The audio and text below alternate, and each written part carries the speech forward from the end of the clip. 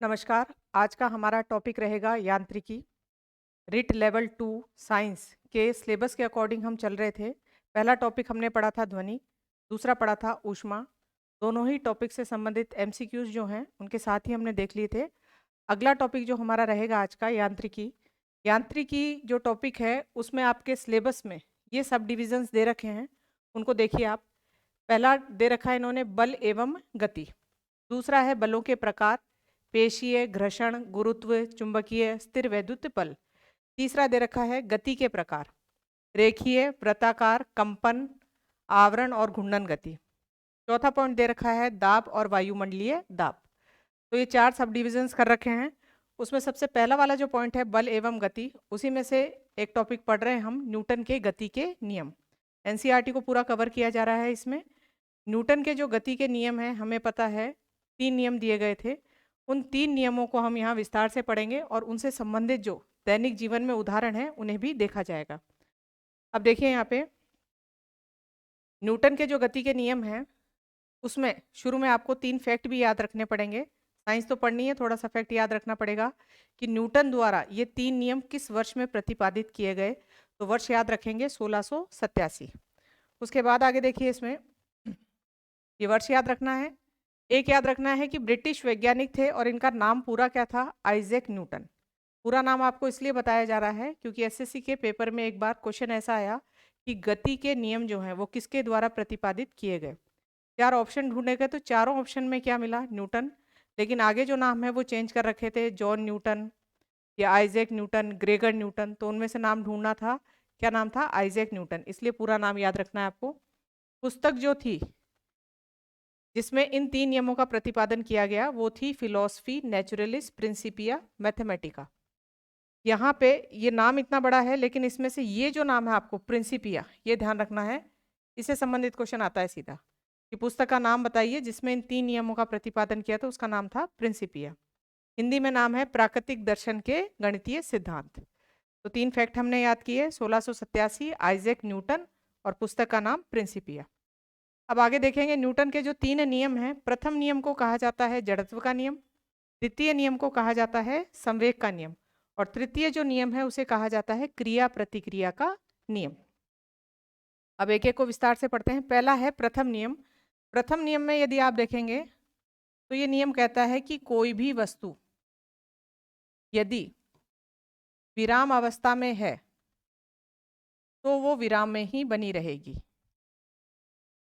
इसी की दूसरी लाइन, यदि कोई वस्तु गति की अवस्था में है तो गति में ही बनी रहेगी जब तक उस पर बाहर से कोई बल नहीं लगता है। यानी कोई बाह्य बल जब तक नहीं लगाया जाता तब तक वस्तु अपनी अवस्था चेंज नहीं कर रही है। विराम अवस्था में तो विराम में रहेगी और गति की अवस्था में तो गति की अवस्था में रहेगी जब तक बाहर से बल नहीं लगाया जाए। अब इसको आप उदाहरण से समझिए। देखिए ग्राउंड में फुटबॉल पड़ी है, फुटबॉल जो है वो किस अवस्था में है, विराम अवस्था में, रुकी हुई है। ये जब तक रुकी रहेगी जब तक आप इस पर किक नहीं लगाते। तो हमारे द्वारा लगाया गया जो किक है वो क्या है, बाहरी बल है। तो विराम अवस्था में तो विराम में बनी रहेगी जब तक बाहर से इसमें किक नहीं लगाया गया। और एक फुटबॉल है जो गतिमान अवस्था में यानी चल रही है, लुढ़कती जा रही है। ये तब तक चलती रहेगी जब तक इस पे बाहर से बल नहीं लगाया जाएगा। अब बाहर से बल कौन कौन से लग सकते हैं, धरातल द्वारा एक तो लग रहा है घर्षण बल, एक वायु जो है वो भी रोक रही है इसे, घर्षण बल लग रहा है। तो आप देखिए कि इसमें भी बाहर से बल लग रहा है जो इसकी गति वाली अवस्था को क्या कर रहा है, विराम में लेके आ रहा है। तो यहाँ पता चला कि बल कोई बाहरी कारक है जो वस्तु की स्थिति में परिवर्तन कर देता है। रुकी हुई वस्तु को तो क्या कर दिया, चला दिया, और चलती हुई वस्तु को क्या कर दिया, रोक दिया। तो आपको पता चला कि बल की परिभाषा कौन से नियम से आ रही है, प्रथम नियम से। तो नियम बहुत आसान है, क्या लिखा हुआ है, कोई वस्तु यदि विराम अवस्था में तो विराम में रहेगी, गति की अवस्था में तो गति की अवस्था में रहेगी जब तक बाहर से कोई बल नहीं लगाया जाता। तो ये उदाहरण देख के समझा। और बाहरी, यहाँ बल की परिभाषा आ गई कि बल कोई बाहरी कारक है जो वस्तु की अवस्था में क्या कर देता है, परिवर्तन। रुकी हुई वस्तु को चला दिया और चलती हुई वस्तु को क्या कर दिया, रोक दिया। अब यहाँ देखिए वस्तु अपनी स्थिति में अपने आप परिवर्तन नहीं करने देती है, या उसमें ऐसा गुण है जो परिवर्तन को रोकता है, उस गुण को बोलते हैं जड़त्व का गुण। यह भी पढ़ेंगे कि जड़त्व किसे कहा जाता है। तो जड़त्व वस्तु का वो गुण है जो वस्तु की जो स्थिति है या अवस्था है उसमें परिवर्तन को रोकता है या परिवर्तन का विरोध करता है। का अर्थ यह है कि यदि वस्तु विराम अवस्था में है तो विराम में ही रहने की कोशिश में रहेगी, गति की अवस्था में तो गति में रहेगी, जब तक बाहर से बल नहीं लगाएंगे, यानी अपने आप में वो अपनी स्थिति में बने रहने की कोशिश करती है। और परिवर्तन का क्या करती है? विरोध। यानी ये परिवर्तन का विरोध है, यही वस्तु का गुण क्या कहलाता है? जड़त्व, जिसको हम इंग्लिश में बोलते हैं इनर्शिया। अब रुकी हुई वस्तु रुके रहने में रहती है तो क्या आएगा? विराम का जड़त्व। गति वाली वस्तु अपने आप में गति बनाए रखती है, उसे क्या बोलते हैं? गति का जड़त्व। अब इसको उदाहरण से समझेंगे तब आपको समझ में आएगा पहले नियम में कौन कौन से उदाहरण हैं। इसमें पहले आप दूसरा उदाहरण देखिए, क्या लिखा है? अचानक गाड़ी चलने पे यात्रियों का पीछे झुकना। इस उदाहरण को समझिए आप। ये बस है, ये इसकी सीट पे यात्री बैठे हैं। गाड़ी जो है पहले विराम अवस्था में है। एक कंडीशन तो है गाड़ी विराम अवस्था यानी रुकी हुई अवस्था में है। जब गाड़ी रुकी हुई अवस्था में है तो ये यात्री जो है इसका शरीर भी किस अवस्था में है? विराम अवस्था में। लेकिन जैसे ही गाड़ी चल जाती है, गति की अवस्था में आती है, तो ये व्यक्ति का पूरा शरीर एक साथ गति में नहीं आता। इसमें ध्यान रखना है, जो शरीर का हिस्सा बस के संपर्क में है वो हिस्सा गाड़ी के साथ चल देता है, बाकी ऊपरी हिस्सा विराम के जड़त्व के कारण विराम में या रुके रहने की कोशिश करता है। तो शरीर का नीचे का हिस्सा तो गाड़ी के साथ चल दिया और ऊपर का हिस्सा रुके रहने की कोशिश करेगा, तो यात्री जो है किधर की ओर झटका खाएगा? पीछे की ओर। इसी का विपरीत उदाहरण आप ले लो कि गाड़ी जो है गतिमान अवस्था में है यानी चल रही है। जब गाड़ी गतिमान अवस्था में है तो इसके साथ इस यात्री का शरीर भी पूरा किस अवस्था में है? गति की अवस्था में, और ये गति में बने रहने की कोशिश करेगा। लेकिन गाड़ी यदि रुक जाती है तो शरीर का नीचे का हिस्सा जो गाड़ी के संपर्क में है वो तो गाड़ी के साथ रुक जाएगा, ऊपर का हिस्सा जो फ्री है वो अभी भी गति में रहने की कोशिश करेगा, तो किधर धक्का खा जाएगा? आगे की ओर। तो बस अचानक रुकती है तो यात्री आगे की ओर झटका क्यों खाते हैं? तो यहाँ किसका जड़त्व आ गया? गति का जड़त्व। और अचानक चलने पे पीछे की ओर झटका खाते हैं तो आपको ध्यान रखना है किसका जड़त्व आ गया? विराम का जड़त्व। इसमें और भी कई उदाहरण होते हैं, जैसे आप देखिए चलती हुई बस से उतरने के लिए मना किया जाता है, या चलती हुई बस से कोई यात्री उतरता है तो दुर्घटनाग्रस्त क्यों हो जाता है? तो इसमें ध्यान रखिए, बस में यदि यात्री चल रहा है तो अभी उसका शरीर किस अवस्था में है? गति की अवस्था में है। और यदि वो अचानक ग्राउंड के ऊपर कूदता है तो अचानक अपने शरीर को किस अवस्था में लाता है? विराम अवस्था में। तो पैरों को विराम अवस्था में लाने की कोशिश करता है, लेकिन इसका शरीर अभी किस अवस्था में है? गति की अवस्था में। जड़त्व के कारण ये गति कर रहा है अभी, तो ये गिर जाता है। या फिर कहा जाता है मुंह आगे करके उतरना चाहिए, यदि बस चल रही है थोड़ी बहुत तो आगे करके भागते हुए उतरना चाहिए, यानी धीरे धीरे अपने शरीर को किस अवस्था में लाना चाहिए? विराम की अवस्था में। यदि अचानक गति को रोक दिया गया तो गिरने की संभावना रहती है। उसके बाद में आगे और उदाहरण देखिए आप जड़त्व के। दरी, कपड़ा और कंबल को डंडे से पीटना। इसमें ध्यान रखना है, दरी, कपड़ा या कंबल को हम डंडे से पीटते हैं। ये दरी है, इसको डंडे से यदि आप पीट रहे हैं, दरी पहले किस अवस्था में थी? विराम अवस्था में। डंडे से पीटने पे इस दरी को किस अवस्था में ला दिया गया? गति में। लेकिन इसके अंदर जो धूल कण है वो धूल कण अभी भी किस अवस्था में है? विराम अवस्था में। तो धूल कण तो वहीं रह गए और दरी अपनी जगह से हट गई। ये सुनने में थोड़ा अजीब सा लगता है कि डंडे से दरी को पीटने पे दरी ही हट रही है, हमने वार किस पे किया है? दरी पे। धूल कण विराम अवस्था के कारण या विराम के जड़त्व के कारण अपनी जगह बने रहते हैं, तो वो दरी से अलग हो जाते हैं। फिर पृथ्वी का जो गुरुत्वीय बल होता है या गुरुत्वाकर्षण बल होता है उससे वो धूल कण नीचे आ जाते हैं। तो क्वेश्चन पूछा जाए कि कंबल को डंडे से झड़काने पर धूल कण का अलग होना ये किस पे आधारित है? तो जड़त्व के नियम पे आधारित है। उसके बाद अगला उदाहरण देखिए आप, कांच में पत्थर मारने से फूट जाना और गोली मारने से छेद होना। यहां देखिए, यदि कांच जो है वो किस अवस्था में है? विराम अवस्था में। यदि इस पे पत्थर से वार किया जा रहा है पत्थर किस अवस्था में है? गति की अवस्था में। लेकिन पत्थर की गति इतनी ज़्यादा नहीं है, तो इस पूरे कांच को ये धीरे धीरे किस अवस्था में ले आया? गति की अवस्था में, यानी ये टूट गया। लेकिन यदि इसमें से गोली चला के, मतलब बंदूक चला के गोली निकाली जा रही है, तो आप देखेंगे यहाँ छेद हो जाता है। छेद होने का मतलब बाकी का हिस्सा अभी विराम अवस्था में ही बना था, और जिस हिस्से पे गोली लगी है उसे गति की अवस्था से क्या कर दिया गया? गति से हटा दिया गया है। बाकी हिस्सा अभी गति में आया ही नहीं है, तो कांच में छेद हुआ है, पूरा कांच नहीं टूटा। तो ये भी किसके कारण है? जड़त्व के कारण। और उदाहरण देखिए, गिलास के ऊपर रखे कार्डबोर्ड को अचानक खींचने से सिक्का गिलास में गिरना। या आपने छोटी क्लासेस की बुक्स में ये डायग्राम देखा होगा कि ऐसे कार्डबोर्ड और ऊपर सिक्का, इस सिक्के, ये कांच का ग्लास, ये सिक्का, और इस कार्डबोर्ड को यदि अपन अचानक से ऐसे या तो हाथ से मार के इसको फेंक दें या फिर इसको खींच लें, बहुत स्पीड से खींचोगे आप, तो ये तो गति की अवस्था में आ जाएगा। लेकिन सिक्का अभी विराम के जड़त्व के कारण वहीं बने रहने की कोशिश करता है, तो सिक्का कहाँ गिर जाता है? ग्लास में गिर जाता है। अगला देखिए उदाहरण, पेड़ को हिलाने पर फल का नीचे गिरना। तो इसमें ये ध्यान रखिए, जब पेड़ की टहनी को हिलाया जाता है तो हमारे द्वारा बल किस पे दिया जा रहा है? टहनी पे। तो टहनी तो अपनी जगह से हट जाएगी, गति की अवस्था में आ गई है। लेकिन फल पहले रुके हुए थे, किस अवस्था में है? विराम में। वो विराम में बने रहने की कोशिश करते हैं जड़त्व के कारण। तो फल और टहनी क्या हो जाते हैं? अलग अलग। फिर फल जो है गुरुत्वीय बल के कारण पृथ्वी पर गिर जाता है। तो ये सब जो है उदाहरण किसके हैं? विराम के जड़त्व के। अगला देखिए, इसमें गति का जड़त्व। गति का जड़त्व आपको बता दिया था, अचानक गाड़ी रुकने से यात्री का आगे की ओर झुक जाना किसकी वजह से होता है? गति के जड़त्व के कारण। एक और क्वेश्चन ये पूछा जाता है कि घोड़ा जो है अचानक रुक जाता है तो घुड़सवार के गिरने का डर रहता है। घोड़ा यदि अचानक रुक रहा है तो वही चीज है, सेम बस की तरह आपको ध्यान रखना है। यात्री जो बैठा है पहले घोड़े के चलने के साथ वो किस अवस्था में है? गति की अवस्था में।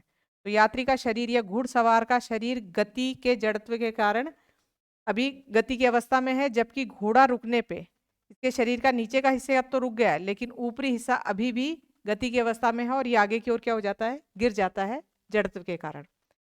या फिर आपने देखा होगा घुड़सवार जो है, घुड़सवार घोड़े की जब रेस होती है, रेस में घुड़सवार बिल्कुल नीचे की ओर झुक के घुड़सवारी करते हैं, क्योंकि उनका गिरने का डर रहता है। उसमें आगे देखिए, ये जड़त्व जो है ये किस पे निर्भर करता है? द्रव्यमान पे। आपने देखा सभी वस्तुओं में क्या है? जड़त्व है। जड़त्व क्या गुण है? जो उनकी अवस्था बनी हुई है उसी में रहने की कोशिश करते हैं, परिवर्तन का क्या करते हैं? विरोध करते हैं। जड़त्व किस पे निर्भर करता है? द्रव्यमान पे। यदि द्रव्यमान ज्यादा होगा तो जड़त्व ज्यादा होगा, द्रव्यमान कम होगा तो जड़त्व कम होगा। इसका उदाहरण आप ऐसे देख सकते हो, जैसे मान लीजिए ये सामान की कोई ट्रॉली है जो खाली है, बिल्कुल आप शॉपिंग कर रहे हैं, ये खाली है ट्रॉली, और ये पूरी शॉपिंग कंप्लीट कर ली है और ट्रॉली पूरी भरी हुई है सामान से। अब ये गति कर रही है, किस अवस्था में है? गति की अवस्था में। ये गति में बनी रहेगी, इसके लिए जो आप बल लगाओगे वो बहुत कम लगेगा। और ये भी गति की अवस्था में, इसको आपको रोकना है। इसको रोकना है तो बल कम लगाना पड़ेगा, यानी गति के आप विपरीत इसको रोकने की कोशिश कर रहे हो। अवस्था क्या है इसकी? गति की अवस्था। और गति से विपरीत अवस्था कौन सा है? विराम। विराम की अवस्था लाने में इसमें आपको कम बल लगाना पड़ा, खाली जो टोकरी है उसको। और ये गति की अवस्था में है, इसे हमें विराम अवस्था में लाना है, तो हमें बल थोड़ा ज्यादा लगाना पड़ता है। यानी इनके अंदर जड़त्व, जिसका द्रव्यमान ज्यादा है उसका जड़त्व क्या होगा? ज्यादा। आपको ये उदाहरण याद रहे न रहे, ये चीज याद रखनी है कि जड़त्व जो है वो किस पर निर्भर करता है? वस्तु के द्रव्यमान पर। उसके बाद अगला देखिए, दूसरा नियम, किसी वस्तु पर लगाया गया बल उस वस्तु के द्रव्यमान और उस वस्तु में बल की दिशा में उत्पन्न त्वरण के गुणनफल के समान अनुपाती होता है। पहले इसको समझिए आप सारी चीजें, त्वरण ये सारे नाम समझाए जा रहे हैं आपको।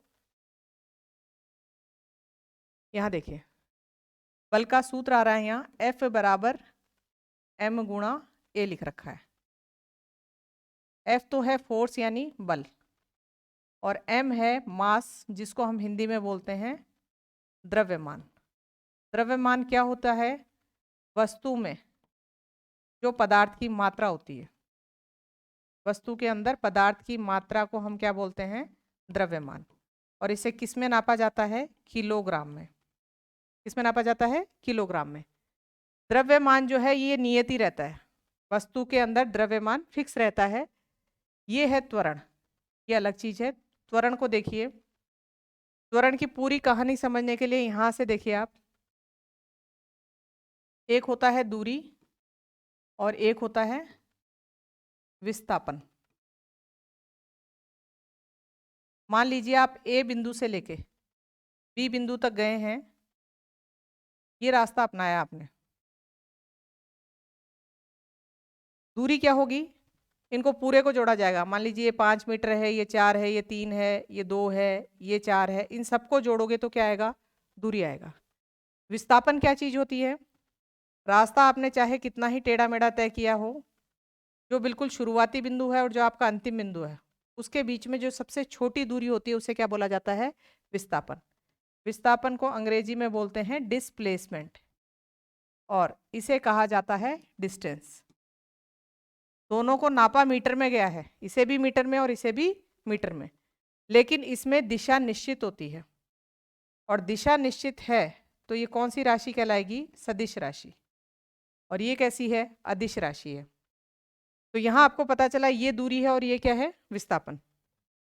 अगर दूरी बटा समय करते हैं, दूरी बटा समय ये होता है चाल, अंग्रेजी में बोलते हैं स्पीड। लेकिन विस्थापन बटा समय करते हैं, इतने समय में वस्तु ने कितना विस्थापन किया है, तो हम क्या निकाल रहे हैं? वेग निकाल रहे हैं। यहां से आपको ये चीज मिली वेग। वेग को अंग्रेजी में बोलते हैं वेलोसिटी। यानी वेग भी कैसी है? सदिश राशि। विस्थापन सदिश है, वेग भी कैसी है? सदिश। अब इसमें आगे देखिए, वेग का मतलब समझ में आया कि वस्तु कितना विस्थापित हो रही है कितने समय में। स्पीड का दूसरा रूप है, स्पीड तो होती है दूरी बटा समय, और वेग है विस्थापन बटा समय। सूत्र ध्यान रखिए, वेग में परिवर्तन की दर, दर यानी वेग में परिवर्तन बटा समय किसके बराबर होता है? त्वरण के बराबर। त्वरण वही है जो फॉर्मूले में लिख रखा है, ए यानी एक्सलेरेशन। वेग में कितना परिवर्तन कर रहे हैं, कितना उसमें समय लग रहा है, उसे हम क्या बोल रहे हैं? त्वरण बोल रहे हैं। तो इसमें आगे ध्यान रखिए कि वेग में परिवर्तन के लिए क्वेश्चन क्या पूछे जाते हैं कि यदि सीधी सड़क पर गाड़ी चलाई जाती है तो ईंधन की खपत क्या होती है? कम होती है। और यदि भीड़ भाड़ वाले इलाके में गाड़ी चलाई जाती है तो ईंधन की खपत ज़्यादा होती है। ऐसा क्यों होता है? तो उसको समझिए। सीधी सड़क पे यदि गाड़ी चला रहे हैं तो वेग क्या रख रहे हैं? नियत। नियत वेग का मतलब है वेग में बार बार परिवर्तन नहीं कर रहे, एक ही स्पीड रख रहे हो। जितने वेग में कम परिवर्तन करोगे, जितना ये कम होगा परिवर्तन, उतना ही क्या आएगा? त्वरण कम आएगा। और हमारा जो ये सूत्र है, बल बराबर द्रव्यमान गुणा त्वरण, आपको बताया था किसी एक विशेष वस्तु के लिए द्रव्यमान क्या होता है? नियत, उसकी मात्रा में फेरबदल नहीं होगा। लेकिन त्वरण जो है इसमें फेरबदल हो सकता है। त्वरण यदि कम लग रहा है तो बल भी क्या होगा? कम। और गाड़ी में यदि बल कम लगेगा तो ईंधन की खपत क्या होगी? कम। इसी का विपरीत जो उदाहरण है वो ऐसे पूछा जा सकता है कि भीड़ भाड़ वाले इलाके में यदि गाड़ी चलाई जाती है तो ईंधन की खपत ज़्यादा क्यों होती है? तो भीड़ भाड़ वाले इलाके में वेग में परिवर्तन ज़्यादा करते हैं, बार बार आप स्पीड जो है चेंज कर रहे हो। वेग में जितना ज़्यादा परिवर्तन करोगे उतना ही त्वरण क्या होगा? ज़्यादा। और त्वरण यदि ज़्यादा होगा तो इस फॉर्मूले के अकॉर्डिंग बल जो है ज़्यादा लगेगा, और बल ज़्यादा लगता है गाड़ी को तो ईंधन की खपत क्या होगी? ज़्यादा। तो ये क्वेश्चन यहाँ से पूछा जाता है। अब यहाँ आपने देखा कि बल का जो सूत्र है, यानी बल बराबर द्रव्यमान गुणा त्वरण, ये सूत्र हमें दूसरे नियम से प्राप्त हुआ है। तो ये क्वेश्चन पूछे जाते हैं। पहले नियम से क्या पता चला?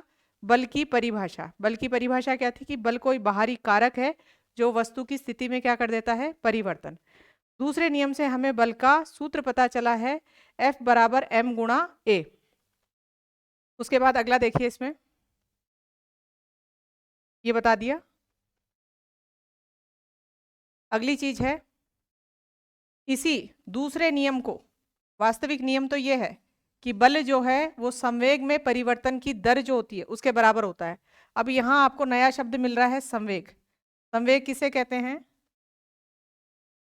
संवेग होता है द्रव्यमान गुणा वेग, वस्तु का द्रव्यमान गुणा वेग, इसे क्या कहा जाता है?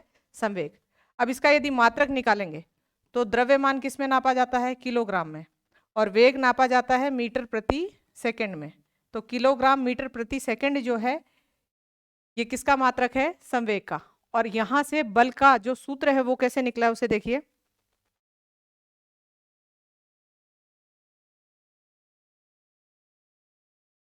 ये जैसे एक गाड़ी ली है एक हमने, और इस गाड़ी में द्रव्यमान इसका है m1। दोबारा देखेंगे इसका द्रव्यमान m1, क्योंकि बताया था एक विशेष वस्तु में द्रव्यमान में चेंज नहीं होता। शुरू में इसका वेग है v1, बाद में इसका वेग हो गया v2। अब यहाँ क्या फॉर्मूला बताया था आपको कि बल बराबर क्या होता है? संवेग में परिवर्तन की दर, यानी संवेग में परिवर्तन दर का मतलब होता है बटा क्या कर दे? समय। तो समय यदि आप देखोगे यहाँ पे संवेग में परिवर्तन, इसका संवेग जब इस स्थिति में है गाड़ी तो संवेग है m1 v1, और इस स्थिति में है यानी वेग बढ़ा दिया है तो m1 v2। अब यहाँ संवेग में परिवर्तन हुआ m1 v2, या फिर आप इसका जो द्रव्यमान है वो m ही ले लीजिए,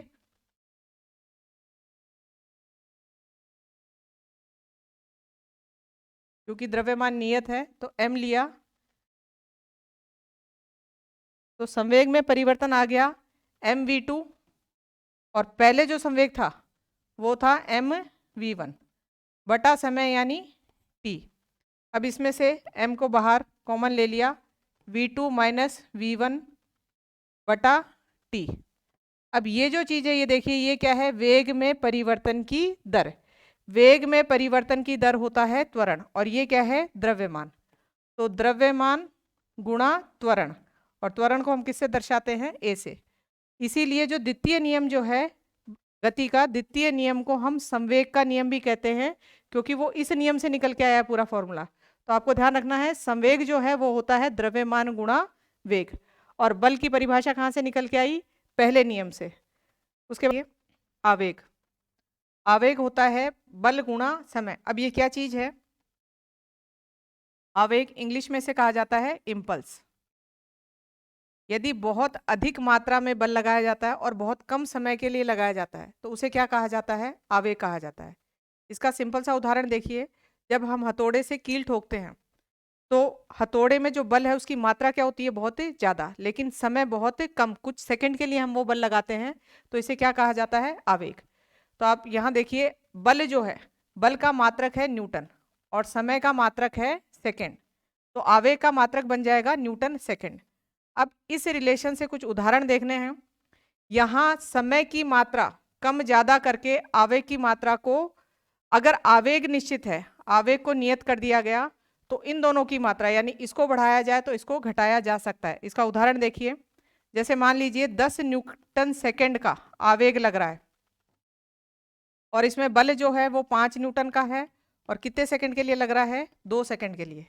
इसका सबसे अच्छा उदाहरण बनता है जब क्रिकेट में प्लेयर जो है वो बॉल को कैच करता है, तो उसमें क्वेश्चन पूछा जाता है कि वो बॉल को कैच करते समय हाथ को पीछे की ओर क्यों खींचता है। तो ध्यान रखिए, मान लीजिए उसके हाथ पे चोट जो है वो लग रही है 10 न्यूटन सेकंड की। अब इसको, और बल कितने का लग रहा है? 5 न्यूटन का, और कितने सेकंड में कैच कर रहा है? 2 सेकंड में।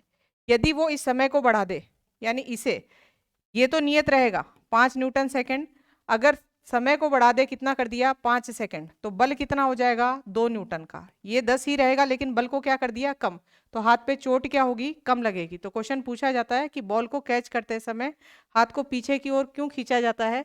तो किस पे डिपेंड करता है? ये आवेग पे। इसके अलावा और क्वेश्चन भी पूछे जाते हैं कि लंबी कूद या ऊंची कूद के दौरान जो ग्राउंड है उसकी मिट्टी को खोदकर ढीला किया जाता है, उसका कारण वो जगह जब गद्दीदार बना दी जाती है तो उस पर कूदने पे जो इम्पल्स या आवेग लगता है उसमें समय की मात्रा बढ़ जाती है और बल की मात्रा क्या हो जाती है? कम हो जाती है, जिससे चोट कम पहुंचती है। तो ये आवेग का जो सूत्र है ये भी हमें गति का जो दूसरा नियम है उससे प्राप्त हुआ है, और इस पे आधारित कई आपको उदाहरण मिलेंगे। इसमें उदाहरण देखिए, सबसे पहला है गेंद पकड़ते समय खिलाड़ी अपने हाथ को पीछे की ओर खींच रहा है, तो या तो द्वितीय नियम लिखा है या आवेग पे आधारित। एक ध्यान रखना है, वाहन में यात्रियों को झटके से बचाने के लिए क्या लगा के रखते हैं, शॉक एब्जॉर्बर लगा के रखते हैं। वो भी इसी सूत्र पे आधारित है कि समय को क्या कर दिया जाता है, बढ़ा दिया जाता है, जिससे बल की मात्रा क्या होती है, कम लगती है, यानी चोट कम लगती है। अगला देखिए, गद्दा जो है, गद्दा या मिट्टी के ढेर पर गिरने से चोट कम आती है, जबकि सीमेंट के फर्श पे चोट ज्यादा आ रही है, क्योंकि सीमेंट के फर्श पे गिरने से समय की मात्रा जो है वो, समय जो है वो क्या हो रहा है, कम हो रहा है, तो बल की मात्रा क्या हो जाएगी, ज्यादा। कराटे का जो खिलाड़ी है वो ईंट को तोड़ देता है, उसमें आप देखना बहुत अधिक बल लगाता है, लेकिन टाइम जो होता है उसके लिए बहुत कम होता है, यानी किस पे आधारित है, आवेग पे आधारित। ये उदाहरण आपको बता दिया। ऊंची कूद या लंबी कूद के लिए मिट्टी खोदकर हल्की की जाती है, तो ये सारे उदाहरण आपके किस पे आधारित हैं, द्वितीय नियम पर। तो द्वितीय नियम में संबंधित जो आपको उदाहरण है, अधिकतर वो चोट वाले उदाहरण मिलेंगे। प्रथम नियम में आपको उदाहरण जो हैं वो विराम अवस्था या गति की अवस्था वाले, यानी जड़त्व वाले उदाहरण मिलेंगे। अब तीसरा जो हमारा नियम है वो क्या कहलाता है, क्रिया प्रतिक्रिया का नियम। यानी प्रत्येक क्रिया बल के विपरीत एक प्रतिक्रिया बल लगता है। इसमें कुछ चीजें आपको इंपॉर्टेंट नोट करनी है। एक तो इन दोनों बलों की दिशा क्या होती है, विपरीत होती है। दूसरा, इनका माप या बोल दो आप परिमाण, परिमाण, परिणाम और परिमाण में अंतर होता है। परिमाण होता है नाप या मात्रा, तो परिमाण इनका क्या होता है, बराबर। और तीसरी चीज ध्यान रखनी है आपको कि ये दोनों बल, क्रिया और प्रतिक्रिया बल, सदैव अलग अलग वस्तु पर लगते हैं। ये क्वेश्चंस पूछे जाते हैं। अब इसमें आप उदाहरण लीजिए कि आप जैसे मान लीजिए किसी वस्तु पे, ये बक्सा है, इस पे आप पीट रहे हैं हाथ से, आपने जो हाथ से बल दिया, मान लीजिए 10 न्यूटन का बल इस बक्से पे दिया है, तो आपके द्वारा दिया गया बल क्या हो गया, क्रिया बल। जितने बक्से पे चोट पहुंचाई है उतनी ही चोट आपके हाथ पे पहुंची है, तो बक्से द्वारा आपके हाथ पे जो बल लगाया गया है वो है प्रतिक्रिया। इस नियम के अनुसार दोनों की दिशा तो हो गई विपरीत, और दोनों का मान क्या है, बराबर। 10 न्यूटन का बल बक्से पे दिया है, तो बक्सा वापस हाथ पे कितने न्यूटन का बल दे रहा है, 10 न्यूटन का। ये दोनों बल सदैव किस पे लगते हैं, अलग अलग वस्तु पे। क्रिया बल लगा बक्से पे और प्रतिक्रिया बल किस पे लगा है, हाथ पे। ये क्वेश्चन आया हुआ है, इसलिए आपको ढंग से समझा है। ये तीनों चीजें ध्यान रखनी है कि दोनों बल विपरीत होते हैं, दोनों का परिमाण क्या होता है, बराबर होता है, और दोनों बल अलग अलग वस्तु पे लगते हैं, और नाम क्रिया और प्रतिक्रिया बल इनके रखे जाते हैं। आगे देखिए, इसमें इससे संबंधित उदाहरण पहला है इसमें कि बंदूक से गोली छूटने पर बंदूक चलाने वाले को पीछे की ओर झटका लगता है। तो इसमें ध्यान रखना है, गोली छूटने की वजह से आगे की तरफ जो बल गया वो क्रिया बल, और वापस जो झटका पीछे लगा है वो किसको लगा है, बंदूक चलाने वाले को। यानी दो विपरीत दिशाओं में लग रहा है, दो अलग अलग वस्तुओं पे लग रहा है। कौन सी स्थिति है इसमें, क्रिया प्रतिक्रिया की। उसके बाद अगला उदाहरण है, चप्पू चलाने पर नाव आगे बढ़ती है। तो आपने देखा होगा नाव को चलाते समय जब चप्पू से पानी को पीछे धकेला जाता है, तो चप्पू पानी को किधर कौन सा बल लगा रहा है, क्रिया, और पानी नाव को किधर लगा रही है, आगे, प्रतिक्रिया बल। तो नाव इस आधार पे चलती है, क्रिया प्रति। सेम हमारा जो तैरना होता है, पानी में जब तैरते हैं तो तैरते समय हम हाथों से पानी को किधर की ओर धकेलते हैं, पीछे की ओर, तो ये क्रिया बल है। और पानी हमें आगे की ओर धक्का दे रहा है, वो कौन सा हो गया, प्रतिक्रिया बल। तो आप देखना दोनों अलग अलग वस्तु पे लग रहे हैं। हमारे द्वारा लगाया गया बल जो है वो तो है पानी पे, और पानी हमारे शरीर पे लगा रहा है, यानी दो अलग अलग वस्तुओं पे बल लग रहे हैं। रॉकेट की गति यदि देखेंगे तो रॉकेट में जो ईंधन होते हैं उन्हें प्रणोदक बोलते हैं, और ईंधन में आपने देखा होगा बहुत अधिक मात्रा में गैसें निकलती हैं। वो गैसें जिस बल से पीछे की ओर निकलती हैं उसी बल से इस रॉकेट को किधर धक्का देती हैं, ऊपर की ओर। तो रॉकेट की उड़ान जो है वो भी क्रिया प्रतिक्रिया पे आधारित है। ऐसे ही नाव से उतरने पे, नाव से जब उतरते हैं तो नाव को पीछे की ओर धक्का देते हैं, तो नाव जो है हमें किधर की ओर धक्का देती है, आगे की ओर। तो ये क्वेश्चन पूछा जाता है कि नाव से उतरते समय नाव पीछे की ओर क्यों जाती है, तो किस नियम पे आधारित है, क्रिया प्रतिक्रिया के नियम पे। अगला देखिए, कुएं से पानी खींचते समय रस्सी टूटने पर व्यक्ति का पीछे गिरना। तो वही ध्यान रखना है कौन सा बल लग रहा है, क्रिया प्रतिक्रिया बल। अब इसी में कुछ इंपॉर्टेंट फैक्ट्स हैं, आपको क्या क्या ध्यान रखने हैं। वही जो पहला नियम था उससे तो आपको बल की परिभाषा मिल गई। दूसरा जो नियम है उस नियम में ध्यान रखना है आपको बल का क्या मिल गया, सूत्र। तीसरा नियम किससे संबंधित है, क्रिया प्रतिक्रिया से। और इनके उदाहरणों में थोड़ा ध्यान रखना है। चोट वाले उदाहरण अधिकतर दूसरे नियम के हैं, और जड़त्व वाले जो उदाहरण हैं, अवस्था वाले उदाहरण, वो प्रथम नियम के हैं, और क्रिया प्रतिक्रिया वाले कौन से नियम के हैं? तीसरे नियम के। तो ये जो आपका यांत्रिकी वाला जो टॉपिक दे रखा है, उसमें पहला सब डिवीजन था बल और गति, उसमें से हमने गति के नियम जो हैं वो कंप्लीट किया है। इससे संबंधित MCQs अगली क्लास में लाएंगे, और बाकी के टॉपिक्स हैं उनकी भी क्लास इसमें आगे आएंगी। धन्यवाद।